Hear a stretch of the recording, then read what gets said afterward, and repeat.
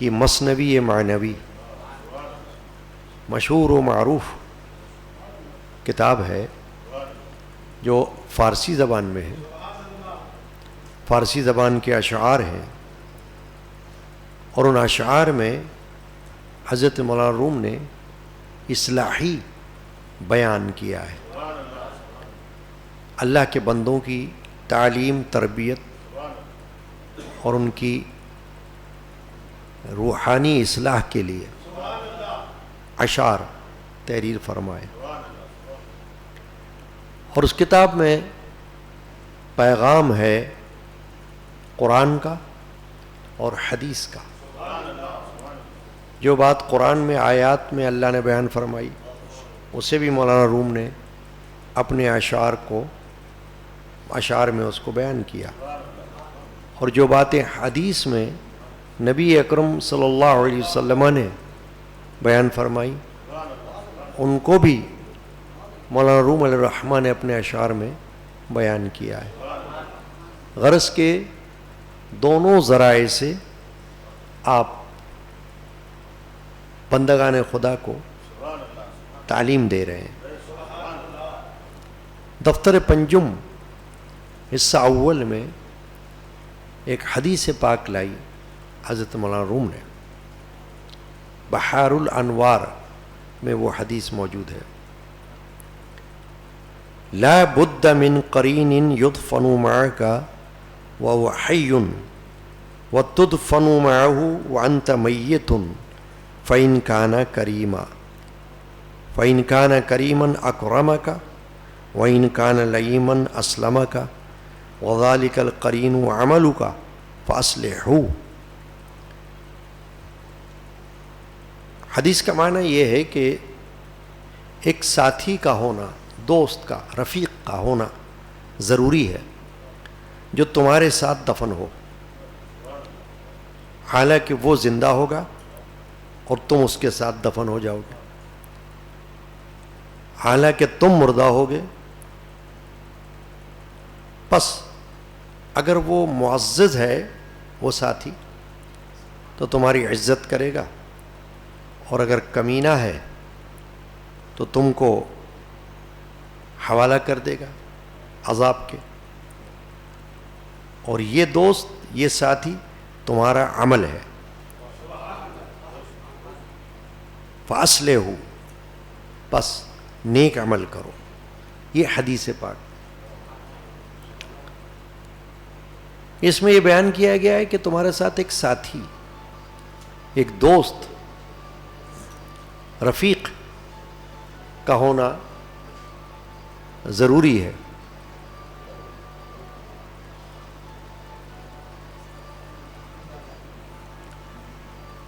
جو زندگی بھر تمہارے ساتھ رہے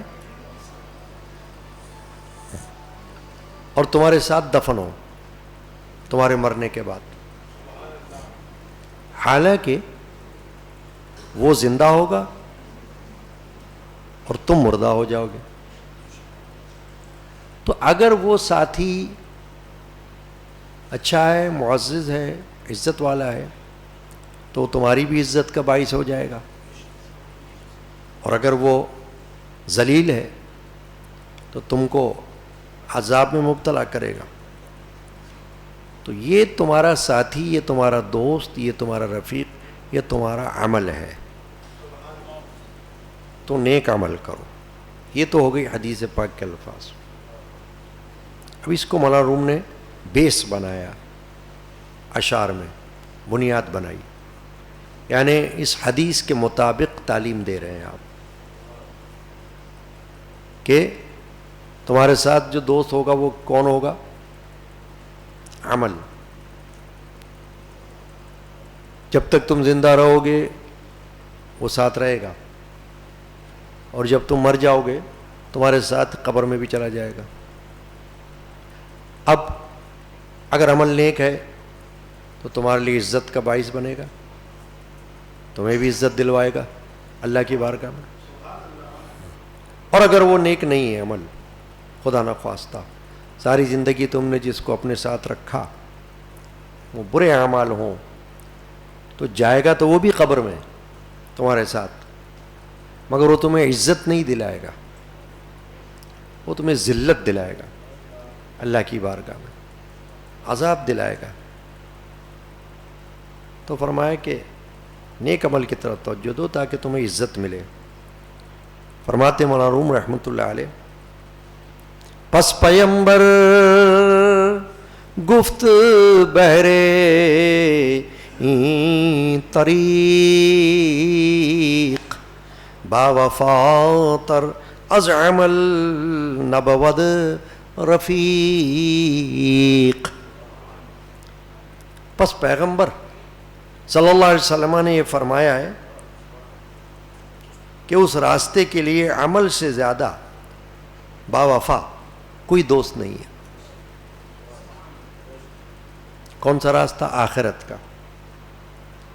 حضور فرما رہے ہیں صلی اللہ علیہ وسلم کہ وہ جو راستہ آخرت کی طرف جا رہا ہے اس کے لیے تمہارے دوستوں میں سے تمہارے نیک عمل سے زیادہ کوئی دوست نہیں ہے،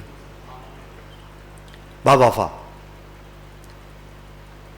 بندہ دنیا میں دوستی یاریاں کرتا ہے، منع بھی نہیں ہے، صرف حدیث پاک ہے ایک الگ سے جس میں نبی اکرم صلی اللہ علیہ وسلم فرمایا کہ جب تم دوستی کرو تو دیکھ لو کہ کس کو دوست بنا رہے ہو، یعنی دوستی کرتے وقت ذرا یہ دیکھ لو کہ دوست کس کو بنا رہے ہو، یہ دوست ہونے کے لائق ہے تو بنا لو، اور اگر لگے کہ نہیں ہے تو پھر تنہا بہتر، پھر تنہائی اچھی ہے، دوست ہونا کوئی فرض تھوڑی ہے۔ تو زندگی گزارنے کے ذرائع میں سے ایک ذریعہ ہے، بات چیت کے لیے، جی خوش کرنے کے لیے، دنیا میں ایک دوسرے کے کام آنے کے لیے۔ تو کام تو وہی آئے گا جو صحیح معنوں میں دوست ہوگا، ورنہ تو بولنے کو کہنے کو بہت سے دوست ہو سکتے ہیں، لیکن جب کوئی وقت آئے تو پتہ چل جائے گا کہ واقعی یہ دوست ہے یا نہیں ہے۔ ایسا تو نہیں ہم نے خواہ مخواہ اس کو دوست سمجھ لیا، یہ تو دوست ہے ہی نہیں، وقت پہ یہ تو بھاگ گیا، پیٹھ دکھا گیا۔ میرے خاندان کے بزرگ صوفی سائیں عبد الغنی القادری رحمۃ اللہ علیہ نے سنسکرت زبان میں، ہندی سنسکرت میں ایک شعر کہا کہ بھید منش کا نہ کھلے جد تک پڑے نہ کاج۔ آدمی کا بھید اس وقت تک نہیں کھلے جب تک کام نہ پڑے، اس سے واسطہ نہ پڑے۔ بھید منش کا نہ کھلے جد تک پڑے نہ کاج، سائیں غنی پھر بھید کھلے چور ہے کہ مہاراج۔ اور میں نے جب واسطہ پڑے گا تو پتہ چلے گا یہ چور تھا یا مہاراج تھا میرے ساتھ، جس سے میں نے دوستی کی، جس کو میں نے دوست سمجھا، یہ چور تھا سالا یا مہاراج تھا۔ چور ہوگا تو بھاگ جائے گا، اور مہاراج ہوگا یعنی وفادار تو ساتھ دے گا، کھڑا ہو جائے گا ساتھ تمہارے، دوستی نبھائے گا۔ بھید منش کا نہ کھلے جد تک پڑے نہ کاج، جب تک کام نہ پڑے۔ سائیں غنی پھر بھید کھلے چور ہے کہ مہاراج۔ مولانا فرماتے ہیں پس پیغمبر گفت بہرے این طریق، پیغمبر صلی اللہ علیہ وسلم نے فرمایا کہ اس طریق میں، اس راستے میں، آخرت کے راستے میں، با وفاتر از عمل نبوت رفیق، وفا والا دوست عمل سے بڑھ کر کوئی نہیں۔ نبی اکرم صلی اللہ علیہ وسلم جب دنیا سے پردہ فرما رہے تھے تو آپ کی زبان اقدس پر ایک جملہ تھا، اللہم رفیق الاعلی، اللہم رفیق الاعلی، اے اللہ، اے اعلیٰ دوست، اے اعلیٰ رفیق۔ یعنی یہ تعلیم دی یا اللہ تو ہی اعلیٰ دوست ہے. میرے والد ماجد رحمۃ اللہ علیہ نے ایک کلام لکھا, اس کا پہلا شعر یہ ہے: انسان کا وہی دوست وہی یار ہے سچا, انسان کا وہی دوست وہی یار ہے سچا, جو ساتھ لحد میں رہے ہر بار ہے سچا.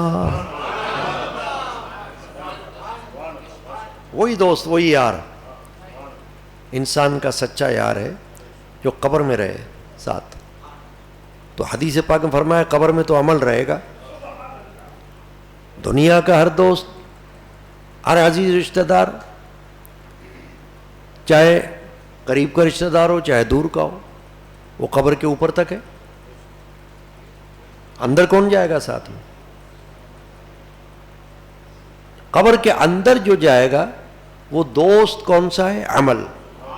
فرمایا تمہارا ایکٹ, برا بھی جائے گا اور اچھا بھی جائے گا.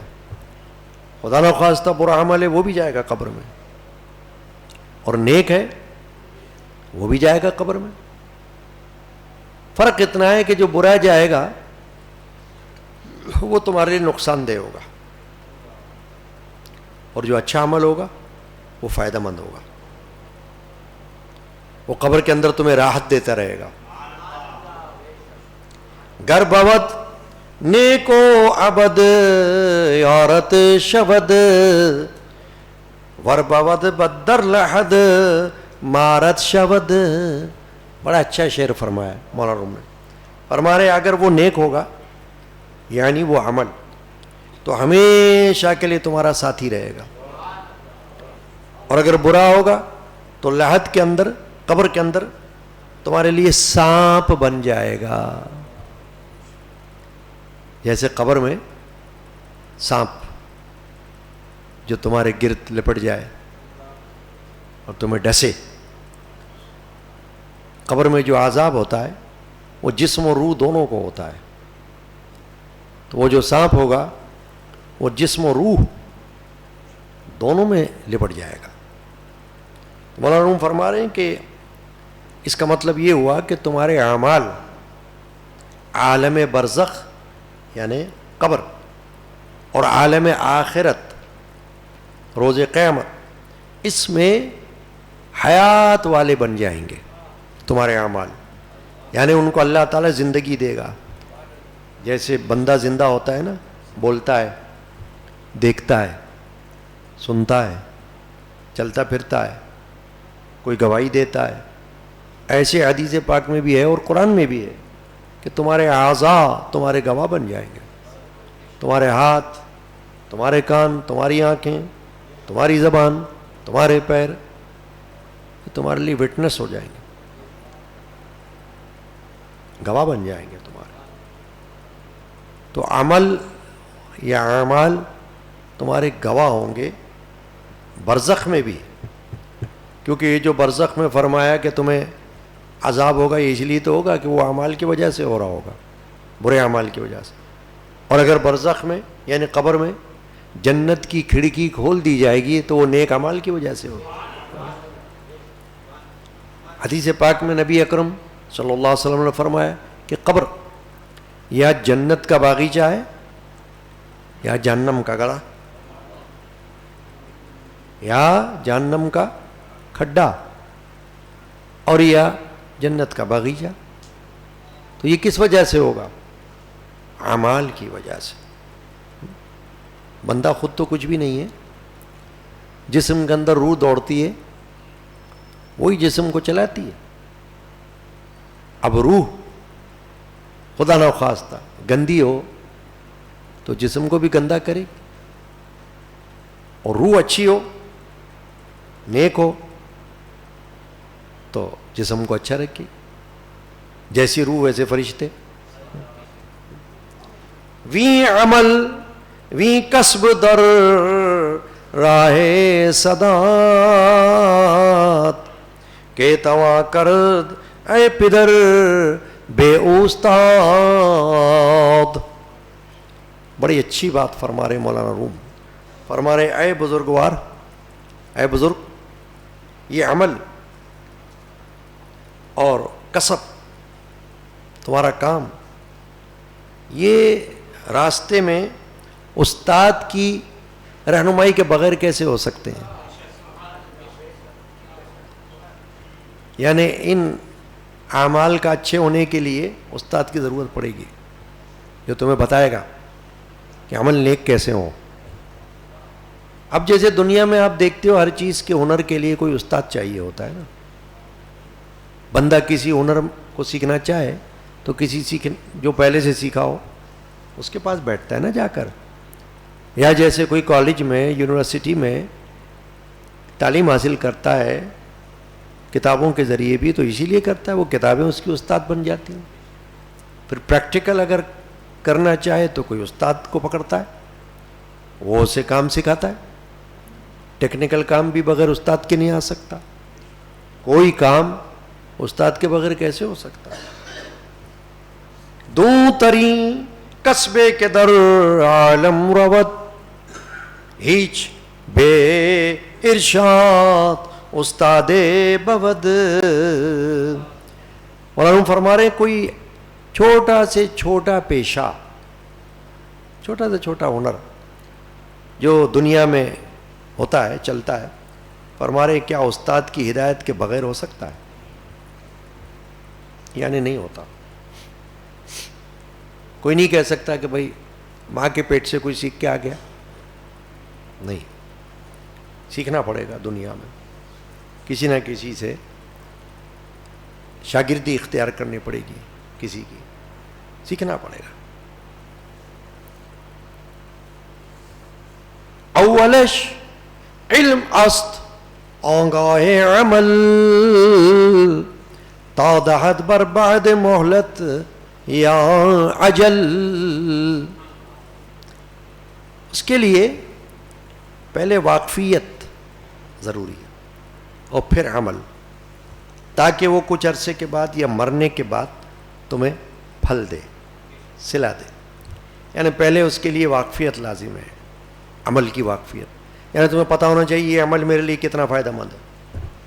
میں نماز پڑھتا ہوں تو نماز کا فائدہ کیا ہے، میں روزہ رکھوں تو روزے کا فائدہ کیا ہوگا، میں تسبیح پڑھوں تو تسبیح کا فائدہ کیا ہوگا، نیک اعمال کے لیے تلاوت کروں تو تلاوت کا فائدہ کیا ہوگا، قرآن پڑھوں تو قرآن کا فائدہ کیا ہوگا۔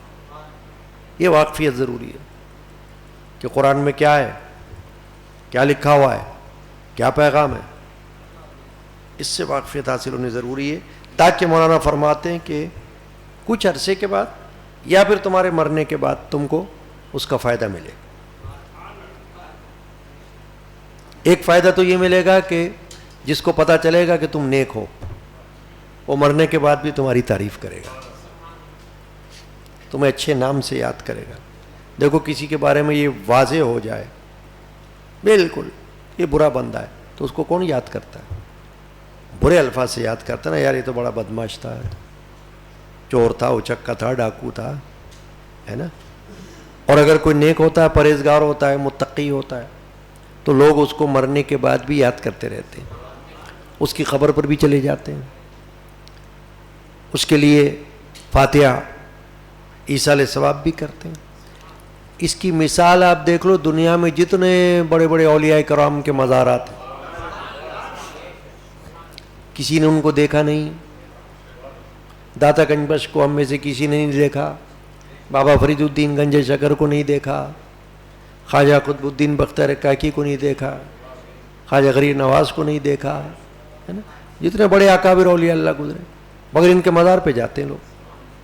کیوں جاتے ہیں؟ کہ معلوم ہے کہ یہ شہرت یافتہ، نیکی میں، پرہیزگاری میں اپنے وقت کے گزرے ہیں، اللہ والے گزرے ہیں، تو جاری ہے مزار پر حاضری، اور انشاءاللہ قیامت تک جاری رہے۔ اس طرح اشارہ کیا ہے کہ جب تم نیک عمل سیکھو گے کسی سے تو اس کا تم کو فائدہ ملے گا، خود تمہیں ملے گا، تمہارا دل مطمئن رہے گا۔ جب بندہ نیکی کرتا ہے نا تو اس کی روح مطمئن ہوتی ہے، اور برائی کرتا ہے تو روح بے چین ہوتی ہے۔ ہاں اگر کوئی اتنا لت پت ہو برائی میں جس کو احساس ہی نہ ہو، وہ تو الگ بات ہے، ورنہ اگر کبھی کوئی غلط کام ہو جائے تو روح کو بے چینی ہوتی ہے کہ کیوں ہوا۔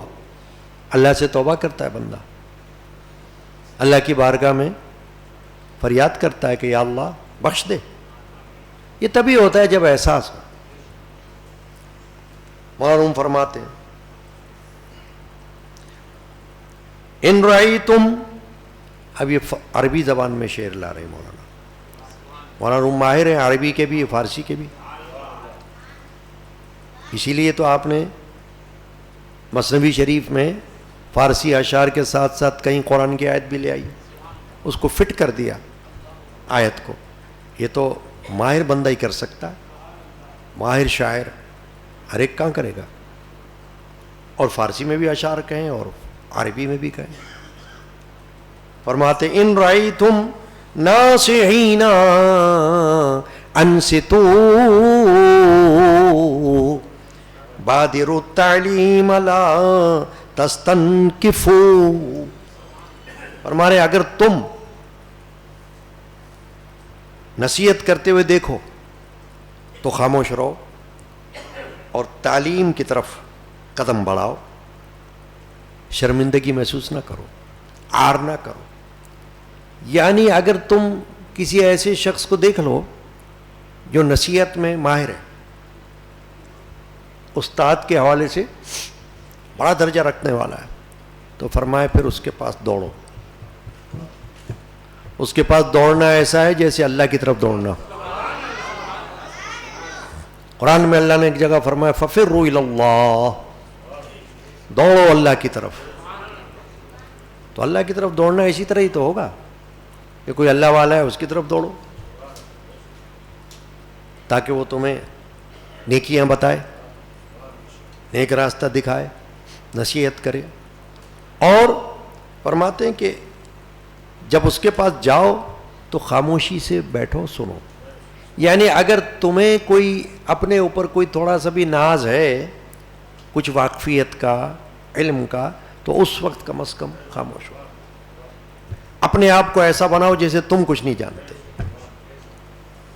میرے جد امجد رحمۃ اللہ علیہ بیان فرما رہے تھے ایک مرتبہ، تو آپ نے ایک جملہ فرمایا، اچھا فرمایا تم کسی اللہ والے کے پاس جاؤ گے اور اس کے پاس جا کے اپنی استادی دکھاؤ گے، تو فرمایا اگر برتن میں پہلے سے کچھ بھرا ہوا ہو تو اس میں اور کیا ڈالا جائے گا؟ وہ تو خود ہی اپنے آپ کو بھرا ہوا بتا رہا ہے، تو پھر برتن میں کیا ڈالیں گے؟ خالی ہوگا تو ڈالیں گے نا کچھ۔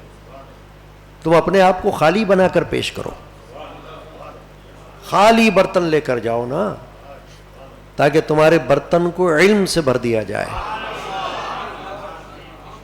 تمہارے برتن کو حکمت سے بھر دیا جائے، نیکی کی طرف تمہیں لگوا دیا جائے۔ تو فرمایا کہ انصتو، خاموش رہو۔ اور آر کہتے ہیں کوئی اپنے اندر کوئی جھجک، شرمندگی محسوس کرنا، کہہ رہے یہ تو میری بدنامی ہو جائے گی، یعنی کسی کو پتہ چلے گا کہ میں تو کسی کے پاس علم سیکھ رہا ہوں، تو شاید کوئی بولے گا ارے تم تو کسی کے پاس جاتے ہو علم سیکھنے کے لیے، تو علم کے لیے تو کسی کے پاس بھی جانا پڑے۔ حضرت امام اعظم کتنے بڑے امام گزرے ہیں، ابو حنیفہ نعمان بن ثابت رضی اللہ تعالی عنہ، جن کے ہم پیروکار ہیں فقہ میں، انہوں نے ایک مرتبہ ایک خاکروب سے کچھ علم کی بات پوچھی، خاکروب سے، جمادار سے۔ ہوگا اس وقت کا جمادار بھی کوئی ایسا، آج کل کے جمادار کی طرح نہیں ہوگا، خاکروب، اس کے پاس کوئی ہوگی بات پتے کی، جیسے بعض دفعہ کوئی نصیحتیں ہو جاتی، کوئی پتے کی بات ہو جاتی ہے، کوئی ٹوٹکا ہو جاتا ہے، کوئی کچھ ہو جاتا ہے، ہوتا ہے نا۔ تو امام اعظم ابو حنیفہ نے اس سے بات پوچھ لی، حالانکہ کتنے بڑے امام، ہمارے اہل سنت کے 4 امام گزرے، ان میں سے سب سے بڑے امام ہیں امام اعظم رضی اللہ تعالی۔ اسی طرح حجت الاسلام امام غزالی رحمۃ اللہ تعالی علیہ، بہت بڑے امام گزرے ہیں، وہ بھی تصوف کے بڑے امام، علم فضل میں۔ ان سے کسی نے پوچھا کہ آپ کو یہ علم کا سمندر جو آپ کے سینے کے اندر ہے، یعنی آپ ایک علم کا سمندر ہے، یہ کیسے آپ کو ملا سمندر، کیسے لیا؟ تو کہا میں نے ایک چیز سیکھی تھی، یعنی ایک کام کیا تھا کہ جو بات مجھے معلوم نہ ہوتی میں ہر کسی سے پوچھنے میں شرمندگی محسوس نہیں کرتا تھا، یعنی کسی کو معلوم ہوتی نا تو میں اس میں کوئی سبکی نہیں محسوس کرتا تھا، میں کہتا تھا بھائی ٹھیک ہے اس کو معلوم ہے بات، اس سے سیکھ لو۔ وہ کہتے ہیں نا نصیحت اگر دیوار پر بھی لکھی ہوئی ہے تو اس کو نوٹ کر لو، سیکھ لو اس سے، کیونکہ نصیحت ہے وہ دیوار پہ لکھی ہوئی ہے، کسی نے کی کسی کی بھی ہے، لیکن تمہیں اچھی لگ رہی ہے، تم سمجھتے ہو اس میں بڑا فائدہ ہے اس نصیحت، تو لے لو۔ اب مولانا روم ایک بڑی اچھی بات فرما رہے ہیں کہ یہ جو شرمندگی محسوس ہونا اگر تمہیں علم حاصل کرنے میں کسی سے، تو اس کے لیے ایک مثال بتائی کہ تمہاری کوئی عزت کم نہیں ہو جائے گی علم حاصل کرنے سے کسی سے، آپ اپنے زانوں طے کرو گے اس کے سامنے، گھٹنے جھکاؤ گے تو کوئی تم چھوٹے نہیں ہو جاؤ گے۔ فرما رہے ہیں درد دباغت گر خلق پوشید مرد خواجگی خواجہ را کم نہ کرد۔ فرما رہے اگر کوئی آدمی چمڑا رنگتے وقت، کیا اچھی مثال بتا رہے ہیں، کھال رنگتے نا، کھال، چمڑا رنگتے وقت پھٹا پرانا کپڑا پہن لے تاکہ میرا جو اصل لباس ہے وہ خراب نہ ہو، تو فرما رہے ہیں وہ اس سے اس کی شرافت کم نہیں ہو جاتی۔ جیسے کوئی کچن میں کام کر رہا ہو، اپنے اوپر ایپرن باندھ لے کہ بھائی کوئی چیز نہ گر جائے، ہے نا، یا کوئی اور بندہ کوئی ایسا کام کر رہا ہو جس میں گندگی وغیرہ اڑنے کا خطرہ ہو، تو کپڑے کو بچانے کے لیے کوئی اوپر سے کوئی چیز پہن لے۔ مولانا فرماتے ہیں اس سے اس کی اپنی اصل شرافت تھوڑی کم ہو رہی ہے، اندر سے تو وہی ہے جیسا ہے وہ، یہ تو اوپر سے اس نے اپنے کپڑوں کو بچانے کے لیے کچھ پہن لیا ہے۔ تو فرما رہے ہیں کہ تمہاری جو عزت اللہ نے بنائی ہوئی ہے بحیثیت انسان، بحیثیت بندے کے، عبد ہونے کے، وہ کوئی کم نہیں ہو رہی، بلکہ علم سیکھنے سے تمہاری فضیلت میں اضافہ ہو رہا ہے۔ وقت دم آہنگرر پوشید دلق احتشام او نشد کم پیش خلق۔ ایک اور مثال بتا رہے ہیں، کہہ رہے ہیں لوہار، لوہے کا کام کرنے والا، ویلڈر وغیرہ ہوتے ہیں لوہار، کہہ رہے ہیں اگر یہ پھونک مارتے وقت، بھٹی ہوتی ہے نا لوہے، پھونک مارتے وقت اگر پھٹی ہوئی گدڑی پہن لے تاکہ اس کے کپڑے جو ہے نا چنگاری سے بچیں، تو فرما رہے لوگوں کے سامنے اس کی عزت کم نہیں ہوگی۔ وہ اپنے کپڑوں کو بچانے کے لیے صرف یہ پہن رہا ہے، وہ تو جیسا عزت والا ہے ویسا ہی ہے، ابھی کام ختم ہو جائے گا اتار دے گا اوپر سے، اندر سے وہی عزت والا نکلے گا۔ تو فرما رہے ہیں کہ تم اگر کسی کے سامنے علم کے لیے اپنے آپ کو جھکا لیتے ہو اور اس سے علم حاصل کرتے ہو، شرمندگی نہیں رکھتے، کوئی اپنے آپ کو چھوٹا نہیں سمجھتے، تو یہ اچھی بات ہے، تم اس سے کوئی کم نہیں ہو رہے۔ اب فرما رہے ہیں ایک بڑا اچھا شعر لاتے ہیں، علم آموزی طریقش قولی است حرفت آموزی طریقش فعلی است۔ فرما رہے اگر تم علم سیکھنا چاہو تو اس کا طریقہ تقریر کا ہے، یعنی کوئی چیز صرف علم حاصل کرنے کے لیے، سمجھنے کے لیے بس، تو وہ تو تقریر سے ہو جائے گا، جیسے میں تقریر کر رہا ہوں آپ سن رہے ہو، علم حاصل کرنے کے لیے فرما رہے یہ تو اس سے ہو جائے گا۔ لیکن اگر کوئی عملی کام سیکھنا چاہو تو فرما رہے پھر اس کا طریقہ بھی عملی ہوگا۔ جیسے آپ نے دیکھا ہوگا نا کالجوں کے اندر، ہے نا، ایک ہوتی ہے پڑھائی، ایک ہوتی ہے پریکٹیکل۔ ہاں، سائنس کے طالب علموں سے پوچھو آپ، ان کو تھیوری بھی پڑھنی ہوتی ہے, ان کو پریکٹیکل بھی کرنا پڑتا ہے لیبس میں, ہے نا. تو جیسا علم ہوتا ہے ویسی اس کا طریقہ ہوتا ہے. تو فرما رہے ہیں اگر تم کو صرف علم کسی بات کا لینا ہے تو وہ تو زبانی تقریر سے تم کو مل جائے گا, لیکن اگر تم عملی طور پر کچھ سیکھنا چاہتے ہو تو پھر ایسے کے پاس بیٹھنا پڑے گا جو جا کے تم کو عمل سکھائے, عملی طور پر تم کو تیار کرے. اب شعر بڑا زبردست لاتے ہیں. فقر خواہی او بصحبت قائم است, نئے زبانت کار میں آید نہ دست. میرے والد ماجد رحمۃ اللہ نے ایک دفعہ محفل میں یہ شعر پڑھا, بڑا خوبصورت شعر. فقر خواہی, مولانا فرماتے تو فقر چاہتا ہے, فقیر بننا چاہتا ہے. فقیر سے مراد کیا ہے؟ بھیک مانگنے والا نہیں. فقیر سے مراد اللہ کی یاد والا, اللہ والا بننا چاہتا ہے, فقر چاہتا ہے. او بصحبت قائم است, فرما رہے وہ تو صحبت سے ملے گا تجھے, یعنی اس کے لیے تجھے جا کر ان کے ساتھ بیٹھنا پڑے گا, اللہ والوں کے ساتھ وقت دینا پڑے گا. تو یہ مت کہنا میرے پاس وقت نہیں ہے, وقت نہیں تو پھر جو کچھ کرتا رہے. اور بہت ساری چیزوں کے لیے وقت ہوتا ہے تمہارے پاس, فالتو باتوں کے لیے وقت ہوتا ہے, رات بھر گلی کونے میں نکڑوں پہ بیٹھنے کا وقت ہوتا ہے, فالتو کاموں میں جاگنے کا وقت ہوتا ہے. اور جب تم کو کوئی کہے بھائی آؤ کچھ بات سیکھو, کوئی بزرگان دین کے پاس بیٹھو تو کہتے وقت نہیں مل رہا, یہ تو جھوٹ ہوئی, جھوٹ ہوا.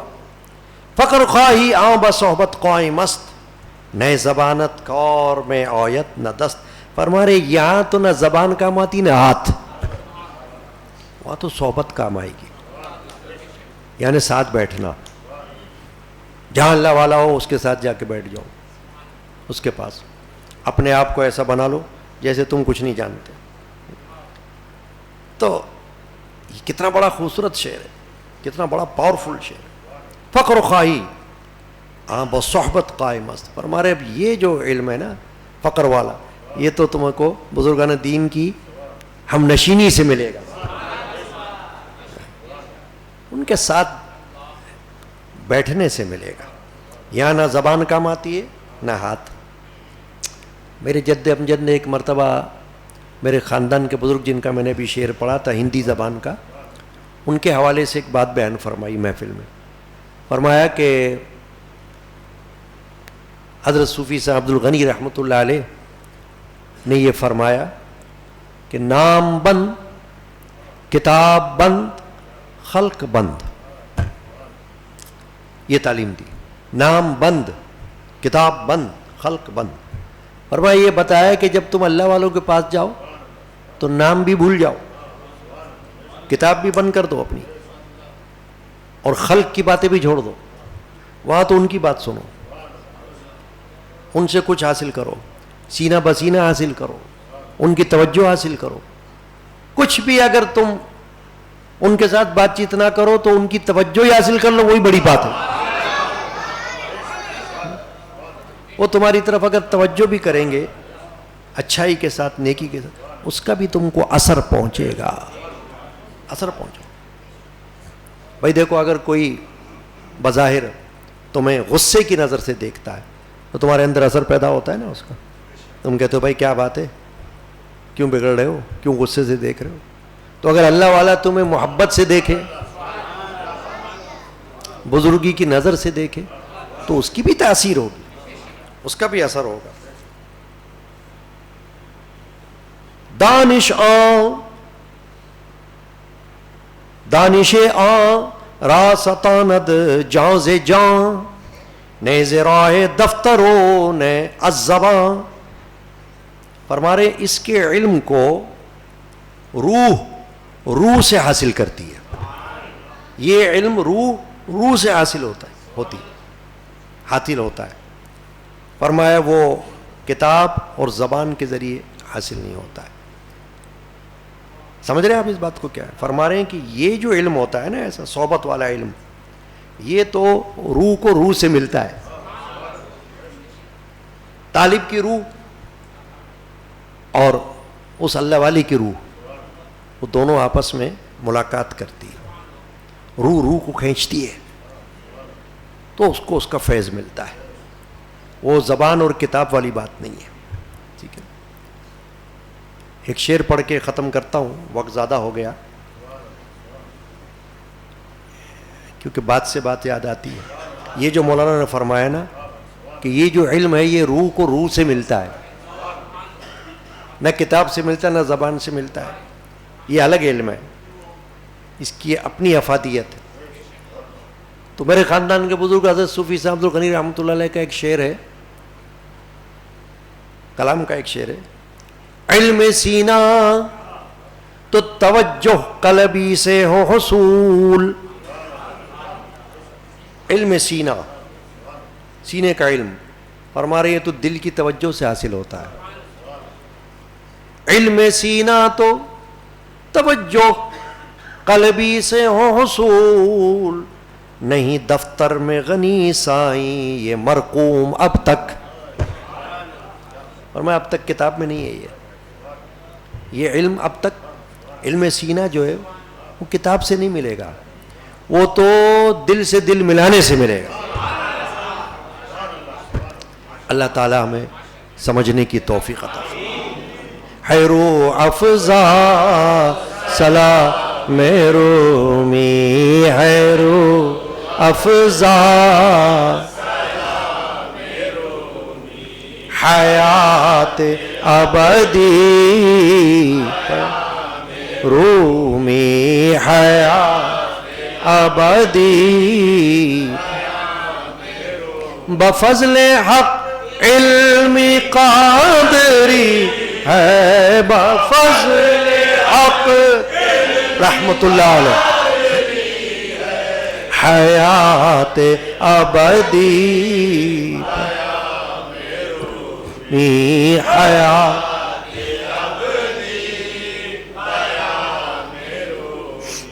ہے روح افزا حیات ابدی. سبحان اللہ. سدا بار لنگر کے لیے خادمین حاضر ہوتے ہیں. اللہ تعالیٰ خادموں کے لنگر شریف کے لیے تعاون کی توفیق عطا فرمائے. جن جن حضرات نے دعاؤں کی درخواستیں پیش کی ان کے لیے بھی دعائیں ہوتی ہیں. آج کی محفل میں اللہ تعالیٰ دعاؤں کو قبول فرمائے. اعوذ باللہ من الشیطان الرجیم, بسم اللہ الرحمن الرحیم. قل هو اللہ احد اللہ الصمد لم یلد ولم یولد ولم یکن له کفوا احد. قل هو اللہ احد اللہ الصمد لم یلد ولم یولد ولم یکن له کفوا احد. قل هو اللہ احد اللہ الصمد لم یلد ولم یولد ولم یکن له کفوا احد. بسم اللہ الرحمن الرحیم. الحمد للہ رب العالمین الرحمن الرحیم مالک یوم الدین. ایاک نعبد و ایاک نستعین اهدنا الصراط المستقیم صراط الذین انعمت علیہم غیر المغضوب علیہم ولا الضالین. ببرکتی ان اللہ وملائکتہ یصلون علی النبی یا ایھا الذین آمنوا صلوا علیہ وسلموا تسلیما.